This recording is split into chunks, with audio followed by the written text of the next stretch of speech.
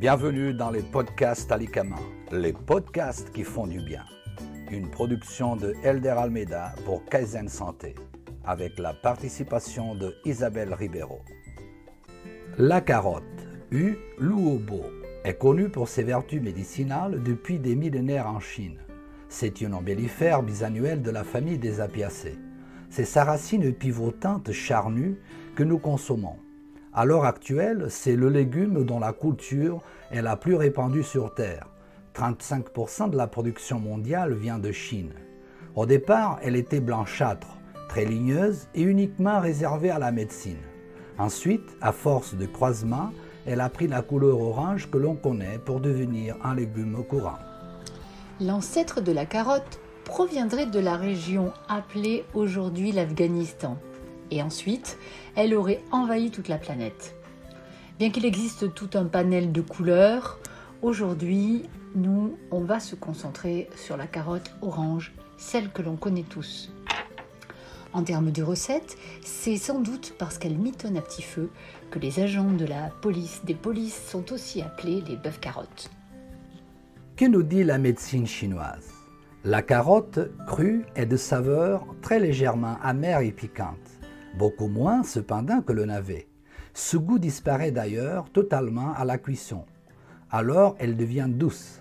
Nous savons que la saveur douce, sucrée, a comme propriété de favoriser la production de sang et d'énergie, de même que les liquides organiques. Elle humidifie l'organisme et agit comme fortifiant général. Sa nature est modérée, neutre. Néanmoins, en tant qu'alikama, elle est considérée comme très légèrement rafraîchissante et lubrifiante. C'est un légume qui sera donc bon à consommer pour les personnes qui sont en état de chou, de faiblesse. Les vertus thérapeutiques de U. luobo vont aller prioritairement vers les méridiens et les organes tels que poumons, foie et rate. L'une des principales propriétés est de décontracter et de dégager le diaphragme en favorisant le travail de la digestion de l'intestin et de l'estomac.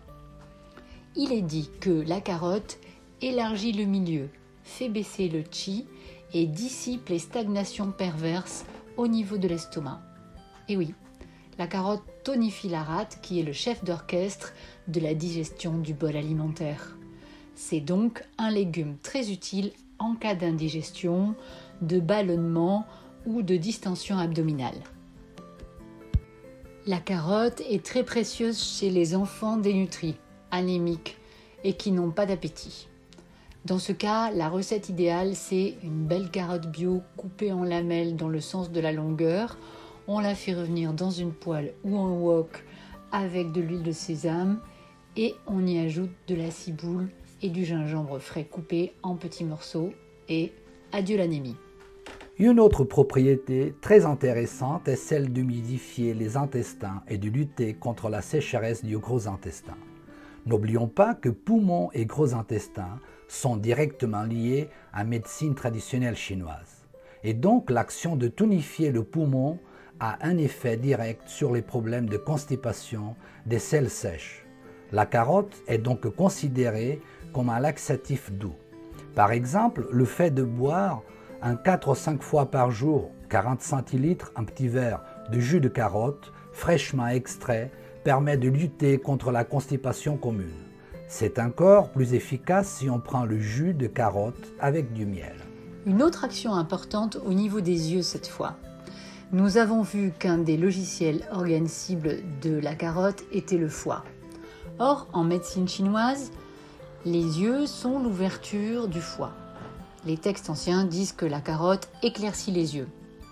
Consommer régulièrement des carottes permet de lutter contre la baisse d'acuité visuelle et également contre la sécheresse des yeux. Voici une recette traditionnelle en cas de fatigue visuelle. On prend une carotte bio que l'on coupe en lamelles dans le sens de la longueur, on la fait sauter dans de l'huile de sésame, on y ajoute 30 g de céleri branche coupé en morceaux et 30 g d'algues laminaires réhydratées. C'est à consommer avec du riz et l'idéal est d'ajouter du foie de volaille ou d'agneau. Elle agit aussi directement sur l'énergie du poumon, non seulement elle favorise la lubrification, l'humidification de cet organe, mais surtout elle augmente ou rétablit l'action fondamentale du poumon qui est de faire descendre l'énergie vers le bas. Toutes ces actions permettent donc à ce légume d'être un très bon antitussif et de lutter contre les inflammations chroniques du poumon. Traditionnellement, les Chinois savaient qu'il fallait consommer beaucoup de ce produit lorsqu'un enfant présentait une coqueluche avec une toux très sèche. Dans ce cas, on peut prendre du jus de carotte coupé avec de l'eau chaude dans lequel on rajoute un peu de miel. N'oublions pas que peau et poumons font partie du même logiciel en médecine chinoise. En Chine, la carotte est réputée pour donner une belle peau. Les Chinois recommandent de consommer ce légume quand on a la peau sèche ou rugueuse, mais aussi en cas de démangeaison du cuir chevelu ou de pellicule. Le jus de carotte pris par de petites cures de 9 jours, à raison de 3-4 petits verres de 40 centilitres, peut effectivement avoir un effet de rajeunissement des tissus. Aussi bien dans la médecine chinoise que dans la médecine traditionnelle africaine, la carotte a une action fondamentale au moment de la rougeole. Les médecins chinois disent que c'est une maladie nécessaire qui a toujours existé et qui permet dès le plus jeune âge à l'enfant de se débarrasser des toxines présentes dans le sang. Le but est donc de favoriser au maximum l'éruption des boutons qui ne sont que l'extériorisation de ces toxines, car en cherchant à éliminer coûte que coûte cette maladie infantile, on favorise plus tard l'apparition d'eczéma ou de psoriasis. La carotte permet aussi, en agissant sur le poumon, de prévenir les risques de complications pulmonaires ou tout au moins de les atténuer, et si on lui ajoute de la coriandre, cet effet est augmenté.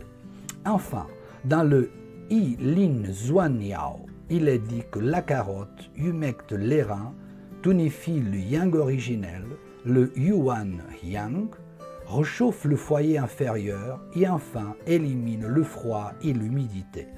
C'est pour cela que ce légume est plus ou moins contre-indiqué quand on a un excès important de yang. Que disent les recherches modernes ?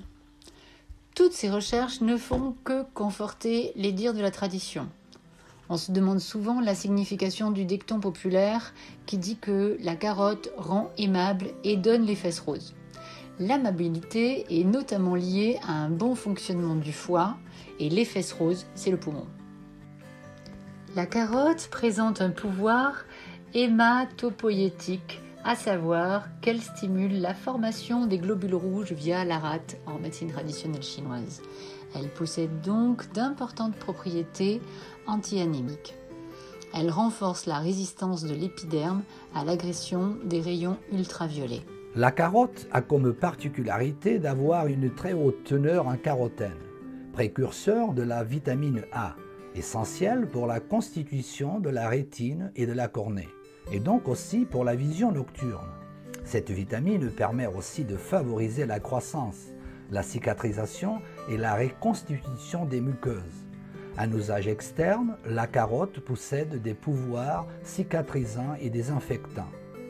Dans ce but, on peut mettre la pulpe de carotte crue sur une plaie ou des brûlures. Mais encore, le carotène contenu dans la carotte est un très puissant antioxydant qui permet d'éliminer les radicaux libres, tan en médecine traditionnelle chinoise, cause de vieillissement précoce, de maladies cardiovasculaires et de cancer.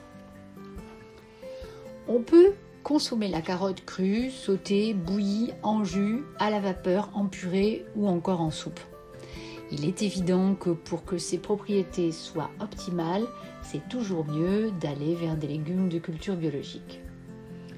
Les carottes jeunes sont idéales et plus elles sont flétries, ternes, ramollies, plus elles deviennent indigestes.